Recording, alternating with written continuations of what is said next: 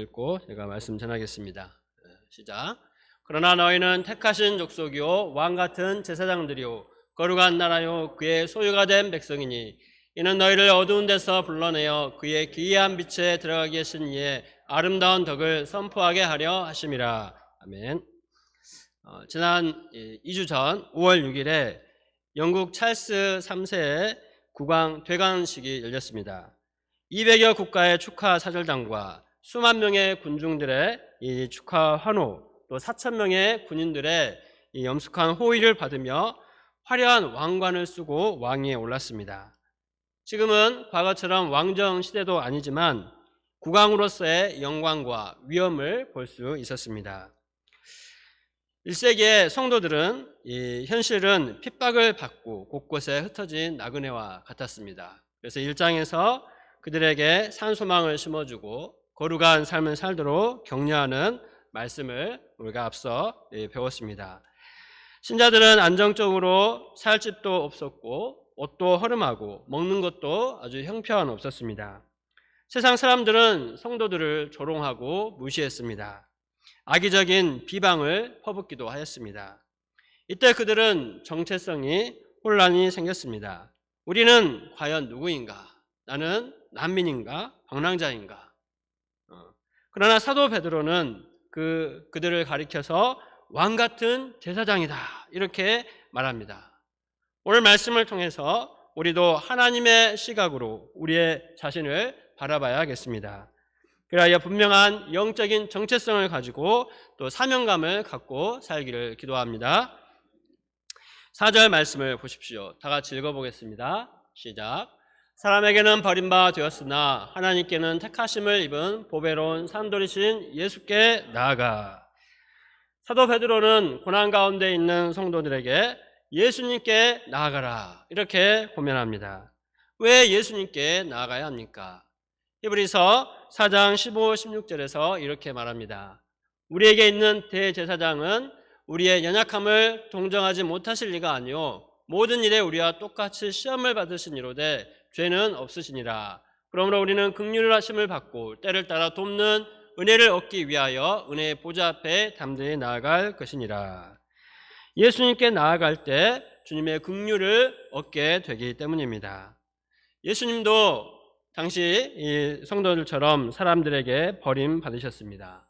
하나님의 아들이시지만 마국과 말구유에 태어나셨습니다.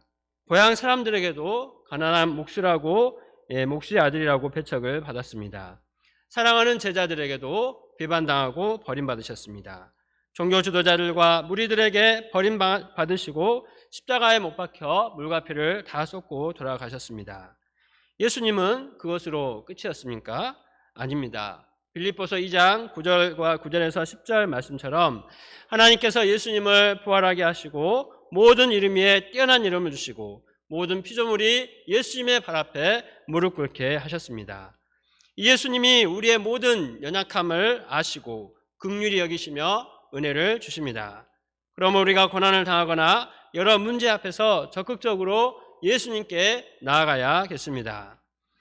하나님께서 택하신 예수님은 보배로운 산 돌이 되셨습니다.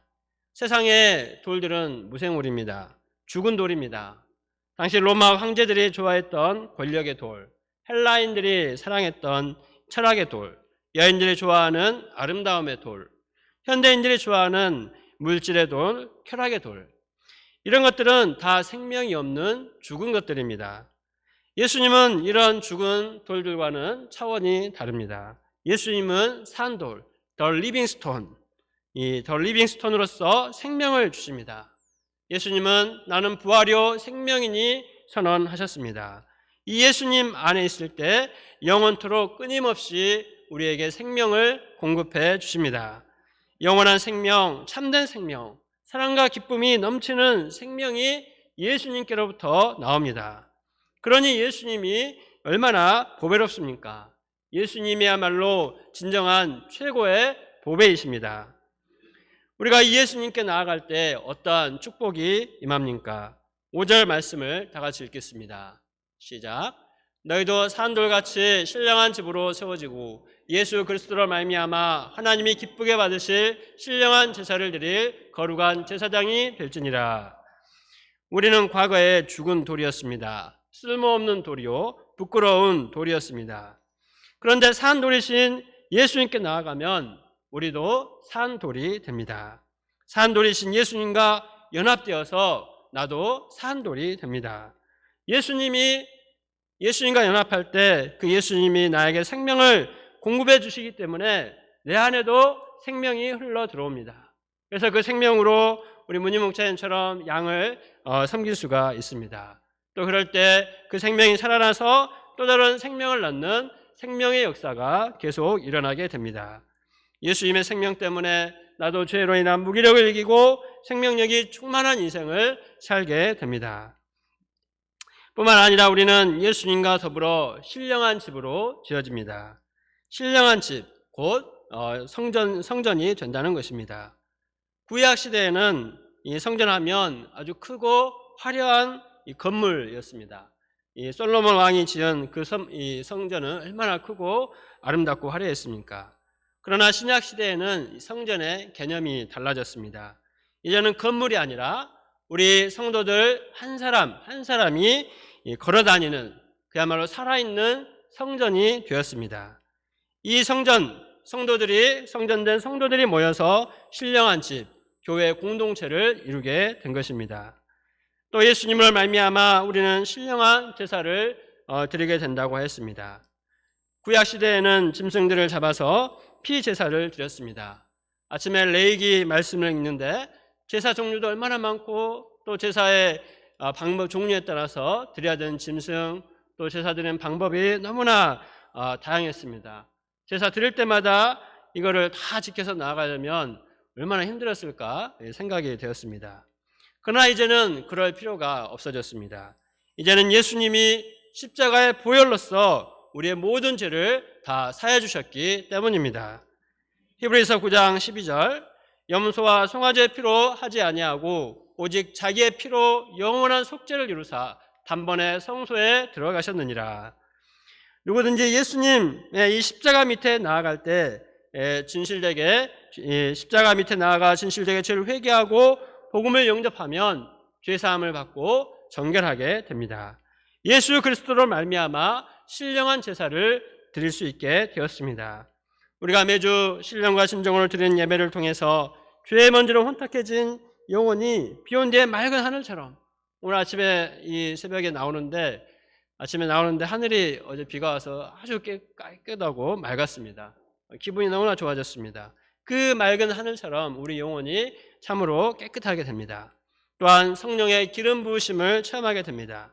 소망과 비전이 넘치고 한 영혼을 귀히 여기고 섬기는 그야말로 제사장의 삶을 살게 됩니다. 6절에서 8절 말씀은 이 산돌이신 예수님을 믿는 자와 믿지 않은 자의 그 결말이 어떻게 다른지 대조적으로 보여줍니다. 6절 말씀을 같이 읽어보겠습니다. 시작. 성경에 기록하였으되 보라 내가 택한 보배로운 모퉁이 돌을 시온에 두노니 그를 믿는 자는 부끄러움을 당하지 아니하리라 하였으니 예수님께 나아가서 예수님을 믿는 자는 결코 부끄러움을 당하지 않습니다. 오히려 영광스럽고 보배롭게 됩니다. 예수님이 우리 인생의 모퉁이의 머릿돌이 되시기 때문입니다. 모퉁이의 머릿돌은 건물을 지을 때 기준이 되는 돌을 말합니다. 유대 지방에서는 이 모퉁이의 머릿돌에서부터 출발해서 집을 지어 나갔습니다. 그만큼 모퉁이의 머릿돌이 중요한 것입니다. 예수님이 모퉁이의 머릿돌로서 모든 인생들의 구원과 심판의 기준이 되십니다. 예수님을 믿고 예수님의 말씀을 기준으로 사는 자는 구원을 받습니다. 그러나 예수님을 믿지 않고 말씀에 순종하지 않는 자들은 심판을 받습니다. 7절과 8절을 같이 읽어보겠습니다. 시작. 그러므로 너희는 믿는 너희에게는 보배이나 믿지 아니하는 자에게는 건축자들이 버린 그 돌이 모퉁이의 머릿돌이 되고 또한 부딪히는 돌과 걸려 넘어지게 하는 바위가 되었다 하였느니라. 그들이 말씀을 순종하지 아니하므로 넘어지나니 이는 그들을 이렇게 정하신 것이라. 믿지 않는 자들은 예수님의 돌에 부딪히고 걸려 넘어져 비참하게 됩니다. 마태복음 21장 44절 말씀에서는 예수님이 필요 없다고 배척하고 세상 물질과 권력을 보석처럼 여기고 사는 자들은 깨어지고 부서져 가루가 되어 흩어질 것이라고 하였습니다. 참으로 무시무시한 심판을 받게 된다는 것입니다. 우리가 산돌이신 예수님, 머퉁이의 머릿돌이 되신 예수님을 기초로 신령한 집을 지어간다는 것이 얼마나 복되고 큰 축복입니까? 우리가 날마다 보배로운 산돌이신 예수님께 나아가야겠습니다. 모퉁이의 머릿돌 되신 예수님의 말씀에 순종하여 살아야겠습니다. 그때 우리는 부끄러움을 당하지 않고 영광을 얻게 될 것입니다. 이제 베드로는 성도들의 영적인 신분에 대해서 말합니다. 9절 상반절입니다. 같이 읽어보겠습니다. 시작. 그러나 너희는 택하신 족속이요 왕같은 제사장들이요 거룩한 나라요 그의 소유된 백성이니. 지금 성도들은 핍박을 피해 도망다니고 있는 나그네 신세입니다. 그런데 하나님 편에서는 그들이 택하신 족속이라고 합니다. 하나님이 선택하신 아주 특별한 존재라는 것입니다. 하나님은 로마의 귀족이나 유대의 종교 지도자들을 택하지 않으셨습니다. 이름도 빛도 없는 나그네와 같은 성도들을 한 사람 한 사람을 택하셨습니다. 하나님은 항상 이렇게 택한 자들을 통해서 일하십니다. 하나님은 75세의 늙은 아브라함을 믿음의 조상으로 복의 근원으로 택하셨습니다. 그를 축복하는 자에게 복을 주시고 그를 저주하는 자에게 저주를 내리셨습니다. 아브라함이 이 세상의 축복의 기준이 된 것입니다. 예수님은 베드로를 수제자로 택하시고 말씀하셨습니다. 마태복음 16장 18, 19절입니다. 너는 베드로라. 내가 이 반석 위에 내 교회를 세우리니 음부의 권세가 이기지 못하리라. 내가 천국 열쇠를 내게 주리니 내가 땅에서 무엇이든지 매면 하늘에서도 매일 것이요 내가 땅에서 무엇이든지 풀면 하늘에서도 풀리리라. 갈릴리촌 오브 베드로가 하나님의 선택을 받았을 때 천국문을 열고 닫는 엄청난 믿음의 사람이 되었습니다. 이처럼 하나님께 택함 받은 족속이 된다는 것이 얼마나 큰 축복입니까? 베드로는 또한 성도들을 가리켜서 왕같은 제사장이라고 말합니다. 제사장은 하나님과 백성들 사이를 연결하는 중보 역할을 합니다. 하나님의 말씀을 백성들에게 선포합니다. 백성들의 죄를 대속하는 제사를 드립니다. 하나님의 축복을 흘려보내고 백성들의 기도 제목을 하나님께 아뢰는 자입니다.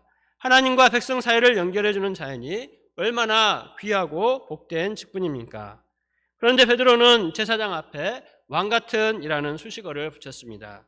왕같은 제사장은 왕이신 하나님을 보좌하는 제사장이라는 것입니다. 예수님은 이 왕같은 제사장으로서 좋은 본이 되셨습니다. 요한복음 10장 11절 나는 선한 목자라 선한 목자는 양들을 위하여 목숨을 버리거니와. 예수님은 우리를 죄로부터 구원해서 하나님께로 인도하기 위해 십자가 제단에 자신의 목숨을 바치셨습니다. 짐승의 피가 아니라 자신의 젖먹고 흠없는 피, 보배로운 피를 뿌리셨습니다. 죽은 지 사흘 만에 부활하셔서 뱀의 후손 사탄 마귀의 머리를 박살내셨습니다.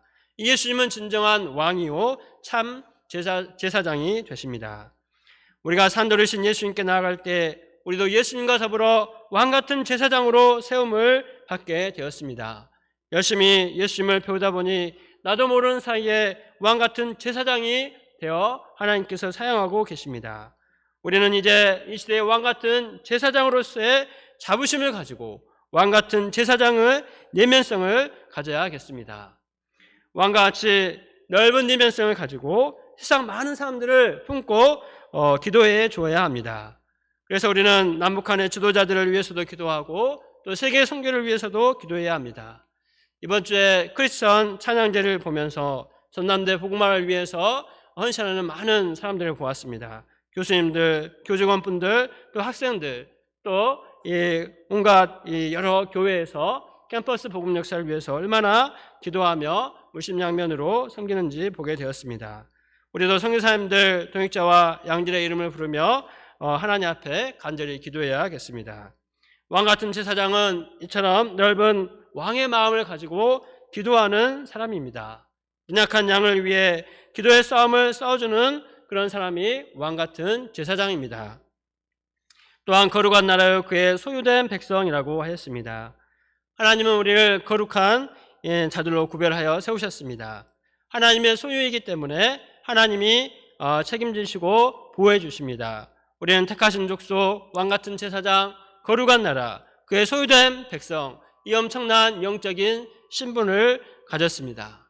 과거처럼 말미암아 쓸모없는 인생을 살던 우리를 구원하여 주시고 이처럼 귀한 영적인 신분을 주신 하나님께 감사와 찬송을 드립니다. 그러면 이처럼 우리에게 귀한 영적인 신분을 주신 목적이 무엇입니까? 9절 하반절 말씀을 같이 읽겠습니다. 시작. 이는 너희를 어두운 데서 불러내어 그의 기이한 빛에 들어가게 하신 이의 아름다운 덕을 선포하게 하려 하심이라. 주님께서 우리를 왕같은 제사장으로 세우신 것은 그렇게 폰만 잡으라고 주신 것이 아닙니다. 우리를 어두운 데서 불러내어 그의 기이한 빛에 들어가게 하신 이의 아름다운 덕을 선포하도록 하기 위해 주신 것입니다. 우리 예수님의 십자가의 사랑이 얼마나 아름답습니까?